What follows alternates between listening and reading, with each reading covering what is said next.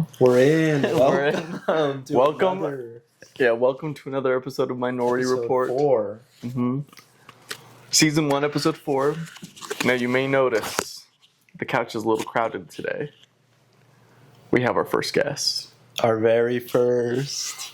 Hugh MacArthur. Hugh MacArthur, how are you doing? I'm doing great.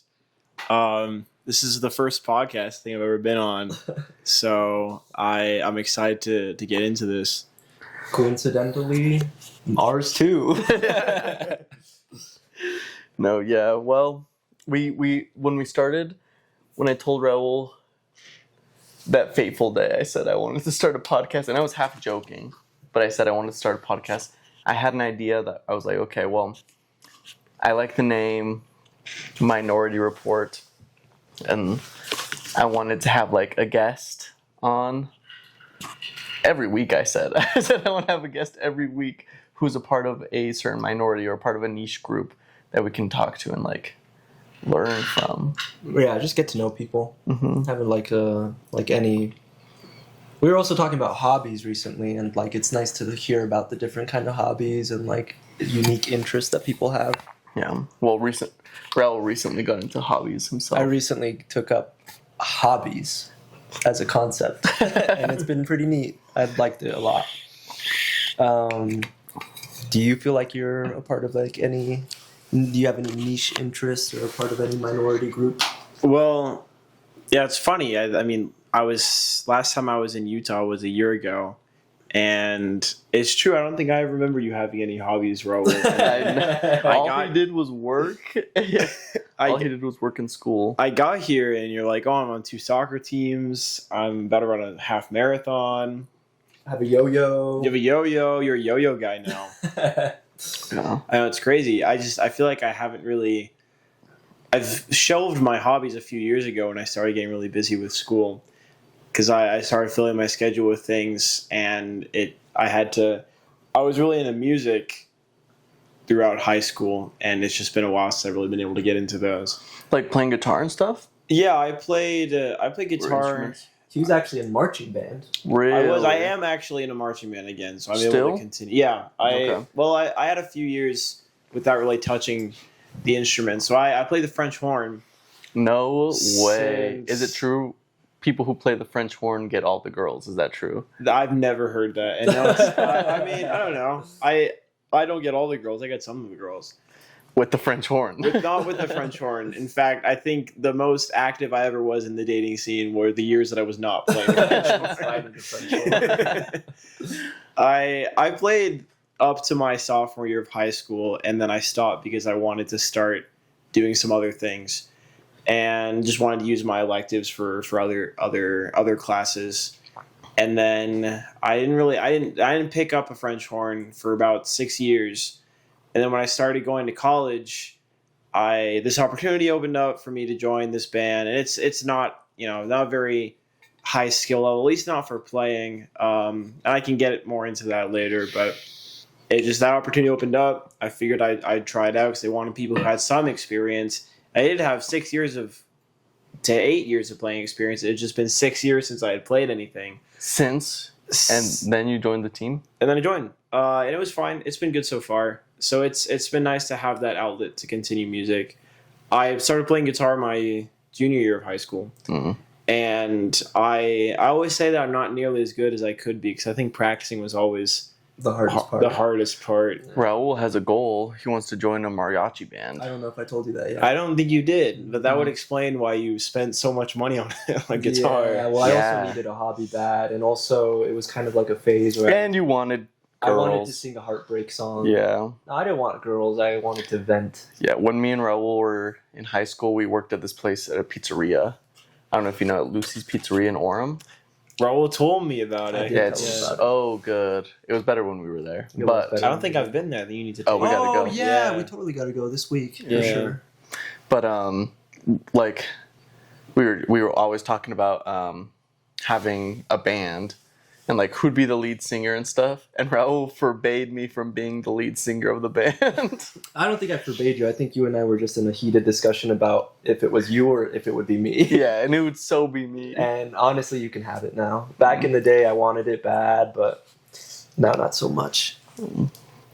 I was actually just thinking about it about the band, because just hearing about how you guys started this podcast, it was like, hey, we should do a podcast, and then, I mean, you immediately went and got this stuff and made it happen, which is kind of how my band started back in high school. I was in a rock band for a while, and before I even played the guitar, in fact, before any of us really played any instruments, it was me and a few of my friends, and they just cooked up the idea one day, like, hey, we should start a band. And that was by no means the first crazy idea we had. We started a YouTube channel once that never actually... the channel's still out there somewhere. No videos were ever made for it. I think we wrote some ideas, and it never got off the ground. And there's like a half-made treehouse out there somewhere. Treehouse, or like a tree fort. Just a lot of ideas that we started and really never brought to life. At least not fully. You're from Virginia, right? Yes. Like what? Like, is it very foresty? I've never been. Is it like really foresty You there? should go. Raul can tell you it's very green Oh, compared Really? to I here. loved how green it was. It's Really? so green. Loved how green it was. I want to go. I want to go to the East Coast. I want to visit the East Coast, just like all those places over there. But Hugh made a few offers about next time I go. Hugh chose around. dude, quite a I'm bit. down. Mm-hmm. Yeah, at the very least, well, I told Raul he could at least come for my wedding, although I'll probably be too busy to show him around places. Yeah, then. That's the tough part. But if you guys ever make it out, I got lots of recommendations. I've been wanting to show Raul like the Virginia countryside because we never got there last time. Mm. I mean, we could still do it even if you're getting married. Just like Just come on my honeymoon, off. you know. Take a few days off. It's fine. She won't get stressed. Yeah, I'll let the rest of them handle that. I don't know. We'll cross that bridge when we get there. But yeah, if you you guys ever have a hankering to come out to the East Coast, No, I want to. I'm out there. It seems so pretty. It is Because something. my wife, I don't know if you, during breakfast, we had breakfast this morning. My wife was telling you about how she went to a trip to like New York and Yeah, I heard Philly. about Yeah, that. yeah. So I kind of want to go. Yeah, I It'd be guess you pretty weren't cool. there. No, I wasn't there. I wasn't invited. So, what did you think of Salt Lake City? Salt Lake. Yeah, we took Hugh out to the city. A nice little tour. Yeah, I was actually Underwhelmed. no, I was impressed by the culture that the city has. I mean, I saw a lot of really cool murals, Oh yeah, a lot of cool looking spots. Didn't get to spend a whole lot of time there, but No. it's a windy day today. yeah, It was cold. And Raul Raul wore was not shorts. dressed for the weather. Raul wore shorts. I liked it. It's definitely a city I would go back to. That's cool. I always feel like there's some scene in Salt Lake that I'm not seeing. Uh-huh. Like, No, I know what you mean. Like, okay, everybody always talks about like mhm. hitting downtown Salt Lake City and like 9th and whatever. I'm like, okay, I'm here. What's going on? Yeah, I know. It seems like there's something I'm missing. Yeah, I think we're just not cool enough. Maybe I think we're just not yeah, cool enough. yeah, because I feel like everybody who is cool, you know what I mean, quote Has unquote fun. cool, Has has fun in fun Salt because Lake. they actually know what to do. Mhm. It's like the whole don't tell comedy, or it's like they just aren't telling us. So. No, but you said this isn't your first time in Utah, right, Hugh? I've been here a handful of times. I spent a while here last summer for work, and now I'm back here again. But I don't get a whole lot of time here because I'm still going to school out in Virginia. Yeah. Well, I don't. How do I ask this? Like, what do people from Virginia, or like, how do you perceive Utah before you? How did you perceive Utah before you came here? I always thought it was a very weird place. I know it's become very memey, very trendy. It's just really backwards to me. There's so many things that, like, I've heard from friends I have who live out here, just things that were very different for them growing up, very culturally bizarre to me, at least. And it just that was a big reason why I didn't decide to study out here like a lot of my friends did. It felt like a culture that I wouldn't have really thrived in. Since I've spent more time out here, I've met a lot of really great people, and I think I probably would have been fine if I was here. But back in Virginia, Utah is very much a punchline. Yeah, I Um, can see that. like a lot of people, I mean, it's like Secret Lives of Mormon Wives, or I don't know, I thought people would like think of the Book of Mormon musical. I haven't gotten that one too much, but Soaking is another big one. Yeah, Like, I hear that a lot. it's just what all like the Instagram reels basically. It's like stuff that goes through there. I get a lot of Soaking reels. So I don't know. I feel like that's the impression a lot of people have, and then like that's what they associate with me. Mm-hmm. Just like spending time in Utah. I don't know. It's I feel like, especially the Soaking, I feel like that's so made up. Like I've It's never not. known someone to actually do that. I've never known somebody to. I'm actually sure. do that. I'm sure people have. do it. Really. Yes, I have. I don't even want to get into the nitty gritty, but I don't think that they soak. I don't think that. I think they just say that they have, but really they're just But for having the sex. memes, Yeah. Would you ever soak? No, I don't think so. I wouldn't either. I mean, it just doesn't make sense to me. I think I would. Well, you're a married man. Yeah. Let's cut that actually. Would Raul be your jump man? Yeah. the jump man. Okay. Yeah. So it's funny. You guys said you hope to bring other minorities onto the show, and your first guess is like A the Virginia whitest man. guy. Yeah, Virginia white man. Yeah. Big swing and a miss there, but Hugh, I've heard so much about you from Raul and stuff, because the first time you came and visited, maybe like a year ago. I don't know how long ago it was. Like I was saying, I feel like I fit in with a lot of people in Utah a lot more than I thought I would. Yeah, you said that. What do you mean, like the culture? Like, what part of the culture was so, like, you didn't think you would fit in with? It's like, I feel like a lot of it, at least a lot of things that I've heard, it like feels very fake to me. Like I've always thought of people and like so many people in Utah being very fake, or like, especially, Just put. you know, it's because surrounding like the culture of the LDS Church in Utah, especially, I was always very wary of that and scared to be associated with it, because I feel like, and it's kind of tying back to soaking, like people who It all ties back to they- soaking. they profess to like do one thing and it's, or like to believe one thing, but like they act in a completely different way, and it just, I feel like the way people spin different concepts of religion or what is right and wrong, it's spun in a very weird way. Mm-hmm. It's twisted to their own devices often, and it's, I don't know, it's not something I really wanted to be a part of. Like cringe and hypocritical. Yes. Those 2 words that you feel are appropriate, because sometimes I use those words. Cringe and hypocritical. I think both of them apply, and it's an issue I've been seeing for a long time that I think deters so many people, especially young people, from getting into, I think, even religion in general, is like the idea that you don't belong or you don't fit a certain image. Like people expect Christians to look and act a certain way. And like I even have people like in Virginia, like, oh, like if you believe this, why do you say these things? Why do you do these things? Why do you? Yeah, it's never, I don't know, it's never really made sense to me, and I've seen adverse effects that it has, where I've known people who get pushed out of faith because they feel like they didn't match the description that they're supposed to. Yeah. So some things I've heard about being out here, I feel like, because so many people, they fit a certain mold, or at least they do on the outside, even if not on the inside. I just feel like it's a place where you can easily slip through the cracks or feel like you don't belong. Mm-hmm. And there have been interactions. It's something I've really dealt with, I think, my whole life, is that being LDS has put me on the outside of a lot of, like, I'm trying to how to phrase this. I feel like I'm in a lot of situations where I don't really know what to say to people, and this can be within or without of religion.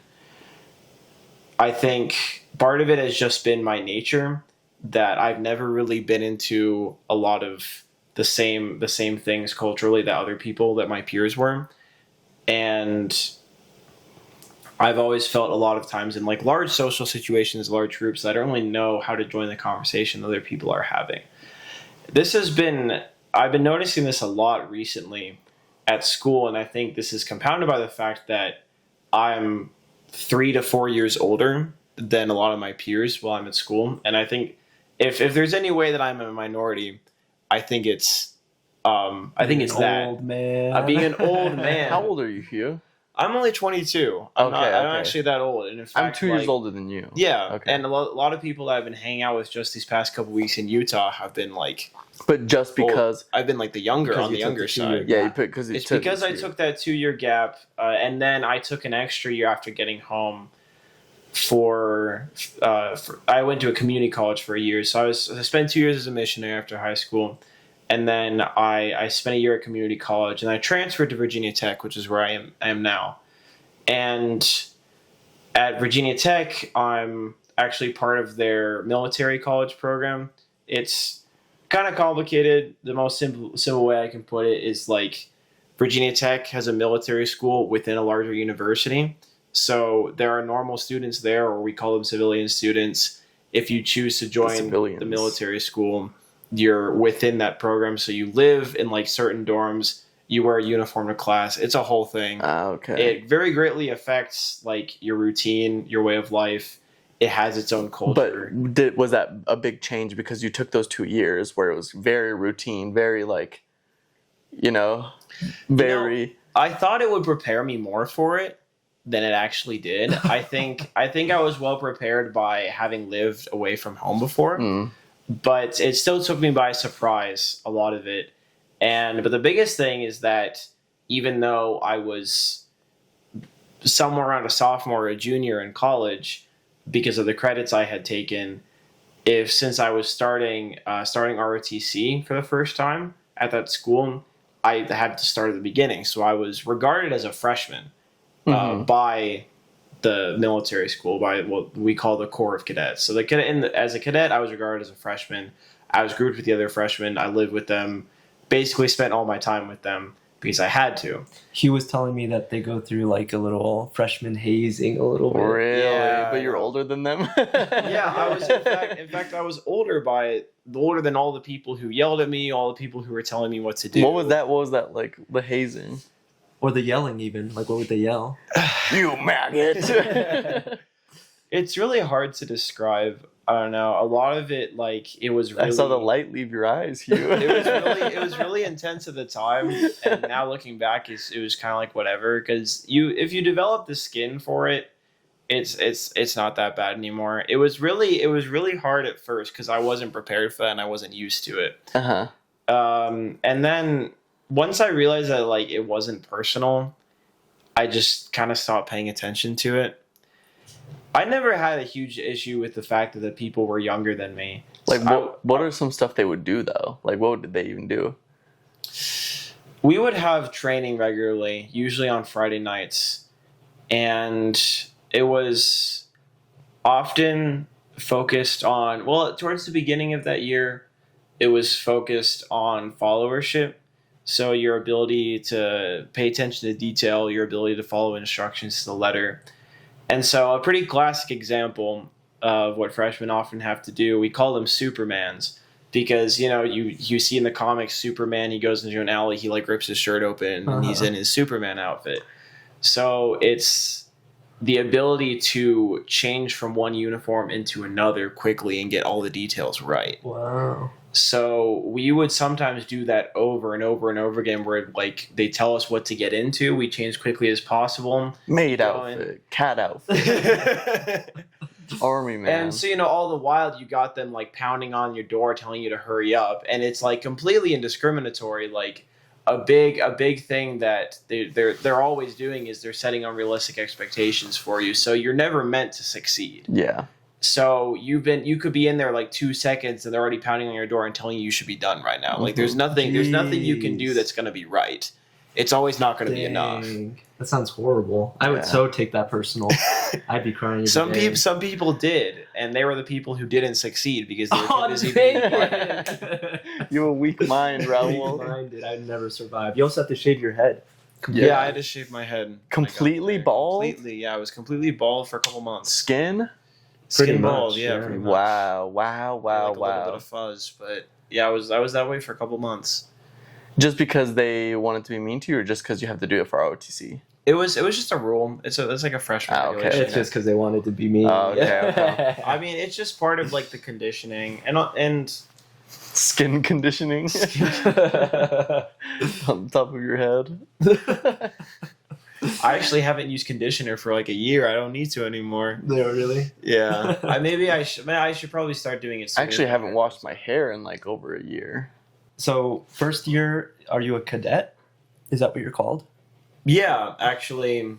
So the cadet was my rank for most of last year. You're actually regarded as a new cadet for your first 6 weeks, and then I became a cadet. So it was kind of a promotion. Do you get paid for this? No, Oh. I mean I get like scholarships for it. Yeah, Okay. that's what you're asking.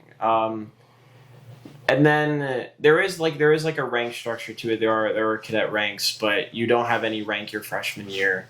As of like the last few weeks of that year, I now technically I'm known as a cadet color corporal. It's because I joined the color guard. The Corps has a regimental color guard. It's the people who like carry the flags to certain events. You post the flags. We also They flip the guns. that's actually a different group. What are they called? They're called the Gregory Guard. They're named after Earl D. Gregory. He was a Medal of Honor recipient who graduated from Virginia Tech. They do all the fancy rifle stuff. Are those real guns?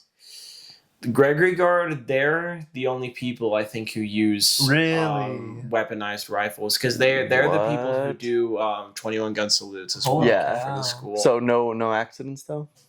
Not that I know of. Okay. So no, I don't. I don't. so accidentally shoot my friend. I don't get to do those, unfortunately. We do get to use bayonets every now and then. Whoa! But no, I've learned a lot of rifle drill, but never with live rifles. All the ones we use have the firing pin taken out of them. But they're pretty cool. They're like World War II relics. It's like those bolt action rifles, the Springfields. That's what I think is so cool about the East Coast. So much history. Like, yeah. Yeah. It's all the 13 colonies over Rich there. with Yeah. history, yeah. Mhm. No, yeah. I've always wondered what like people in like the rest of the U.S. learn about in their history classes growing up, because a lot of ours was like state history, because so much of our nation's history happened in your Virginia. state. Yeah, that's crazy. So I'm like, if you live in, I don't know, like Kansas, what do you learn about in school growing up? Yeah, what did you learn about in school growing up? I guess you got like Don't bleeding ask Kansas stuff. I don't know. What's a even more pointless state, like Montana? I don't know. No How more do you feel Montana? about No, I think this is out. how do you feel about Unfortunately. polygamy? Not polygamy, but like polyamory coming back. Could you imagine if the woman you love or the person you love or whatever comes to you and says like, "Hey, I love you. Let's date other people too, though." Yeah, that would be. That would make me sick. That would make me sick to my stomach. I don't know. It seems like there are some people that can do that. I don't understand how. I feel like I've met personally one person who was, and it works out for them. I'm trying to remember how they explained it to It me. never does. You ever? It probably doesn't, but I think they like identified as poly, but never actually been in a poly relationship. I see. Because you always go to the Reddit stories, all the Reddit horror stories. It's like, I forced my wife to open up the relationship. And then the next one, it's like, me and my wife are getting a divorce. Yeah, I don't It's- see how it could ever work in like a committed relationship. Yeah. I think some people just want to have multiple casual relationships. Yes. Uh-huh. But then I think, I don't know. I just don't Greed. think enough people, I don't think Greed. enough people are honest about that, though. I had a coworker who said they were poly, and they just said like they felt like they had so much love to give that they couldn't focus on one person. Greed and lust compound in the polyamory. Leave some for the rest of us.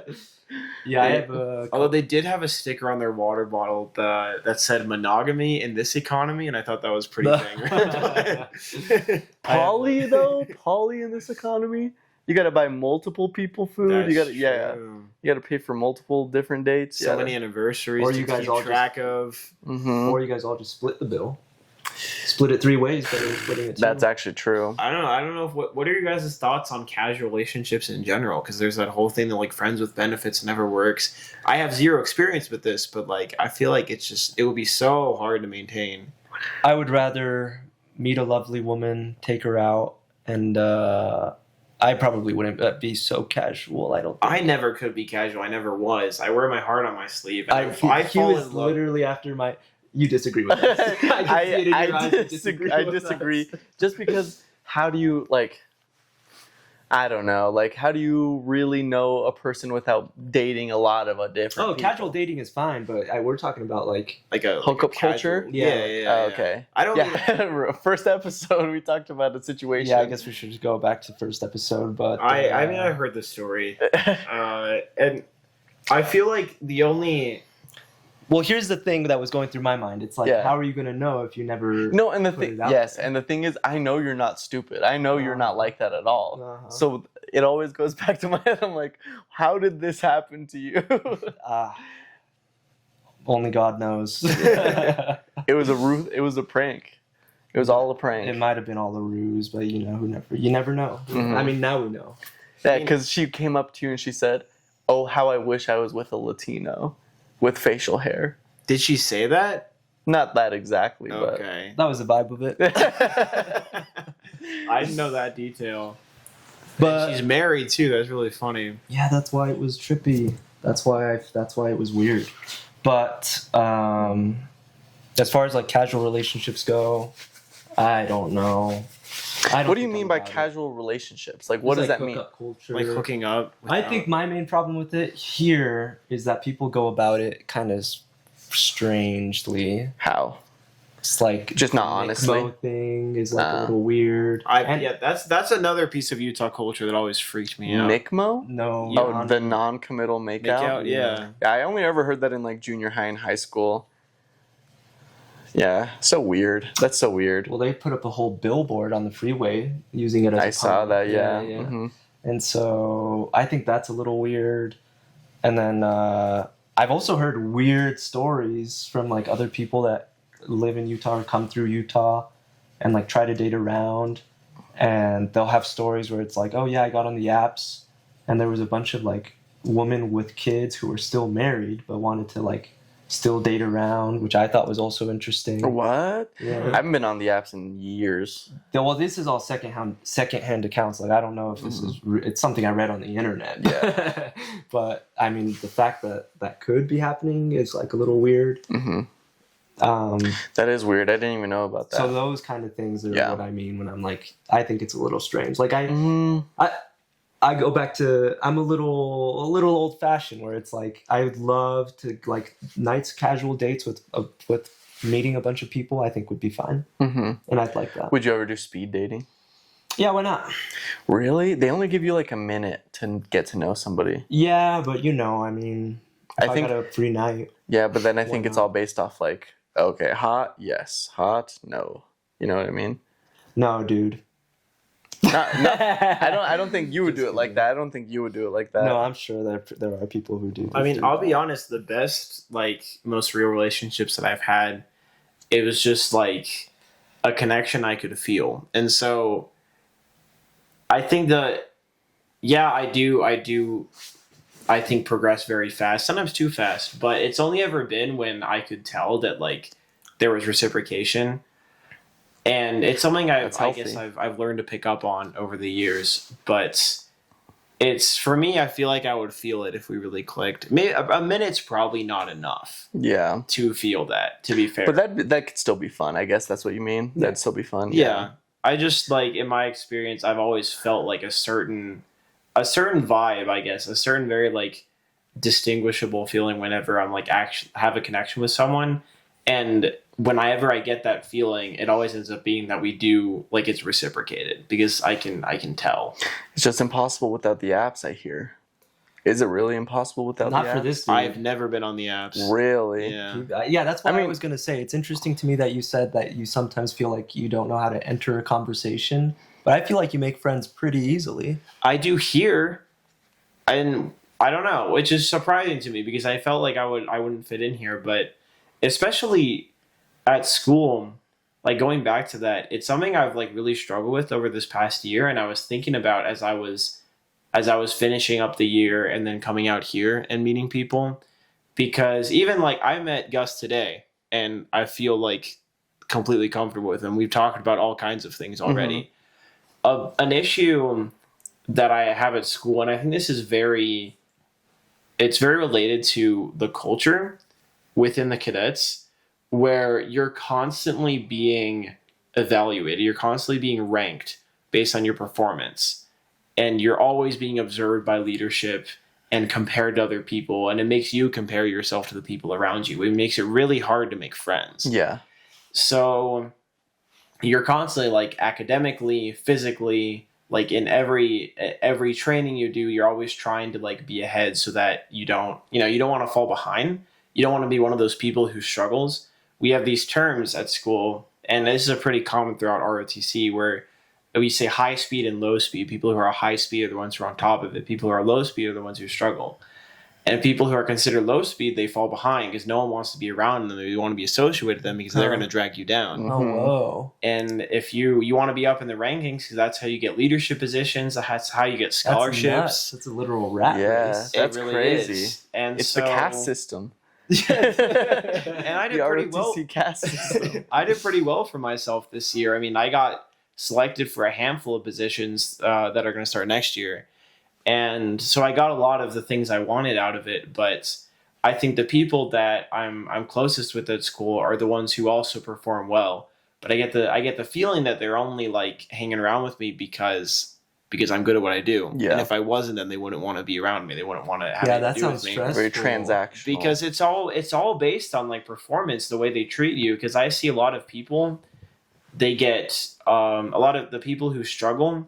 Maybe it's because they have a hard time with the physical things. Maybe they just don't pick up on the rules and the regulations as quickly, or they're just slower on the uptake. They get treated terribly. I mean, people talk bad things about them. They're just mean to them to their faces. They call them names, and it's not even anything personal that they did. It's just because they're not good at things. Jeez. And a lot of people quit after this year just because they were made to feel like they didn't belong. Yeah.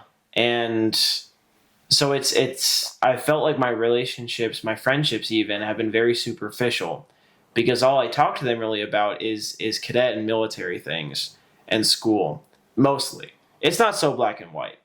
But I realize that a lot of the people that I consider to be my friends, they've never really asked me about myself. They haven't asked me about my feelings about things. They haven't asked me what I do outside of school. They don't ask me about my relationships, my hobbies, my passions. Very few of them do. There's actually another term we have at school. It's called a core boner. Okay, funny name. Core being like referring to the Corps of Cadets. Like a core boner is someone who eats, sleeps, and breathes the Corps, and who makes that their entire personality. Uh-huh. And Are you a core boner? I feel like I am in some ways, but no, I get called one. I get considered one because I excel. Yeah. Because I try. And because I do participate in a lot of things. I mean, joining color guard and joining the band actually like kind of screwed me over because they get bad raps for being core boners, but it's just because you participate. Mm-hmm. There's another breed of cadets who are just kind of there to get by. They're there to get their commission. They want to join the military, but they want to just do the bare minimum. What are they called? Flacids? They're actually called shitbags. Shitbagging is it's basically being lazy. It's like a military term for like avoiding as much work as possible. Okay. We had similar terms for wrestling, Yeah. but it wasn't as Hilarious. yeah. The livers. It was livers who would go live every round. Oh yeah. What was the opposite? Us. Yeah, it was us. Shitbag is a verb and a noun actually. So like I don't know if you're going to PT in the morning doing like 5-mile run, you don't want to go very fast today. You're like, yeah, I'm just gonna shitbag this one. Okay. I don't know. My point is like I'm trying to separate my professional work there, like my endeavors from my personal life, not bring like just because I might be good at things other people aren't, not bring that into my personal interactions because it really doesn't matter. And you can tell the people apart, those who can do that and those who can't. For my roommate, for example, we were never very good friends. We do have a lot of things not in common. But what I always appreciate about him is that he would ask me like, "Oh, hey, how are you and your girlfriend doing?" Or we would talk about faith. We would talk about our experience at school, our experience before school. Like, he actually asked me about my life, and most people didn't. So I don't remember how we started talking about this, but just relationships in general. Yeah. Because I mean, I don't know if you get this with Raul, but Raul really likes to get to know like things about your life, and then he likes to share those things about his life, and then he expects you to really remember those things about his life because he does the same for you. Like he really remembers. I tried detail. To, but you catch me a few times. Yeah, I'm like, I only catch you. Otherwise, I wouldn't care. If you didn't care, I wouldn't even like. Oh, I told you about this. Because you do that to me. Yeah. But Raul really does a good job about like. He was pretty similar to me. Like I couldn't even. No, definitely. It's been a year, and he was like, we were watching a movie, and he was like, "Oh, you probably like this one because it's kind of like Stanley Kubrick." And he's like, "You like him, right?" And I was like, "How do you remember that?" Yeah. Like, I maybe mentioned it like once. I'm pretty good at remembering details about people that I care about. I think that's something I've been good at, but I also forget. I do forget a lot of events, like things that happen, especially. Oh, yeah, I'm terrible with birthdays. I'm terrible with that. I don't know. It's been something that happens between my girlfriend and I a lot. I feel like we're good at remembering different things, so it always comes up. She forgets a lot of things, but I forget things too. So I can't really get mad at her for it. But she was telling me just the other day. She was talking about like her mom had a blog when she was growing up, and because my girlfriend has a lot of siblings. We should have done a blog instead. I'm telling you, start a meme page. It's a modern blog. Has Raul told you about his meme page? I don't think I have. I don't know. Sorry. Nearly a year in the making now. Yeah, I've had it for. Some of them have blown up. Some of them have Really? done numbers. Yeah, actually numbers. It's really embarrassing. Oh, I was gonna say though, Gus, you're just as good at remembering stuff too. Like I remember, I was shocked that you remembered all my siblings' names, and I was like, "Whoa!" And then that was way before I started trying to really like remember things about people. Half of it is because of Eleanor. Like Eleanor will remember. Eleanor reminded me about your birthday. Your wife? Yeah. She reminded me about your birthday when it came up. She's like, "Hey, isn't Raul's birthday soon?" I was like, "Oh shoot, I think it's today." And that's when I texted you. We were hanging out that day. Yeah. We were recording. Yeah, we recorded an episode on Raul's birthday. He didn't tell me it was his birthday until later. My wife had come home and she was like, "Oh, like, did you guys do anything fun for Raul's birthday or something like that?" And I was like, "Huh?" But I don't take it personal because I'm horrible. I'm terrible with birthdays. I have to put them in my phone to remember, like put them in my calendar. If Facebook doesn't tell me, I'm not sending out a happy birthday message. You're still on Facebook? Of course. How would I know if it's anybody's birthday? I guess That's one of the only things Facebook's good for. Yeah, now. Instagram doesn't do that. No. But I think we might have to wrap it. Yeah, soon. Oh, is it beeping? Mm-hmm. Okay, well. We're horrible at our outros. I know. It's Do you want to so talk hard about to the cut soccer out. game really quick and then cut out? Just a little lighthearted something. Sure. Well,